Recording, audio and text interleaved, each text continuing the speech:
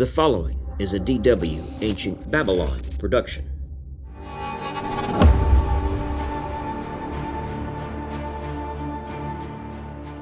The early history of King Shamshi-Adad is vague to us.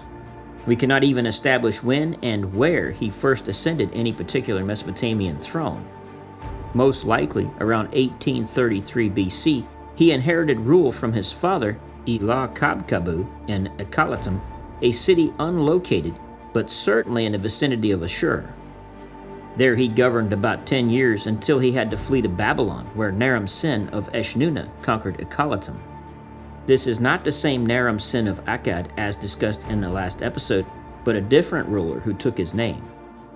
When Naram-Sin died 7 years later, Shamshi-Adad took the opportunity to return from exile, and 3 years later conquered Ashur as well. At that time, he was still only the ruler of a minor power in the region. Soon, however, he extended his influence westward into northern Syria, where he clashed with Yahdun-Lim of Mari. The mighty kingdom of Mari controlled the caravan route between Anatolia and Mesopotamia. King Yahdun-Lim was assassinated by his own servants, possibly on Shamshi-Adad's orders, and the heir to the throne, Zimri-Lim, was forced to flee to Yamhad. Shamshi-Adad seized the opportunity and occupied Mari in roughly 1795 BC, thus creating the Kingdom of Upper Mesopotamia. Shamshi-Adad was a very tolerant ruler. At Ashur, also known as Assur, he took the title Governor of Ashur, and in Nineveh he restored the Ishtar temple, said to have been built by Manishtushu 5 centuries before. Certain cities, such as Katara, retained their former rulers, who now became his vassals.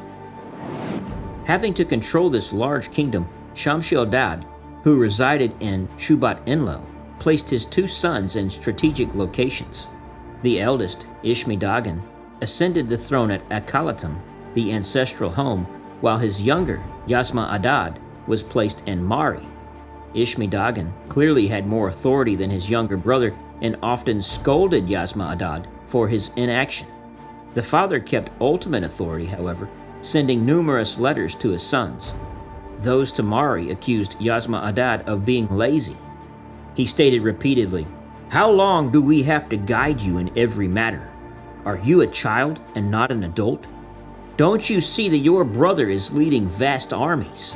So you too, take charge of your palace, your house." Shamshi-Adad clearly kept a firm control on the actions of his sons. At one point, he arranged a diplomatic marriage between Yasma-Adad and Beltum, the princess of his ally in Katna. Yasma-Adad already had a leading wife and placed this princess in a secondary position of power. Shamshi-Adad did not approve and forced his son to keep Beltum in the palace in a leading position. Shamshi-Adad continued to strengthen his kingdom throughout his life, but as he became older, the state became more vulnerable, and the neighboring powers of Yamhad and Eshnunna began attacking.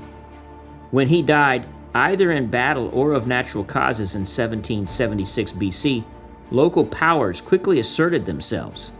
Zimri-Lim returned from exile and chased Yasma-Adad from Mari.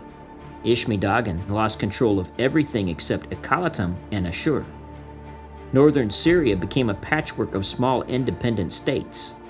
Hammurabi, one of the most famous kings of Mesopotamian history, would soon confront both Ishmi-Dagan and Zimri-Lim on the battlefield.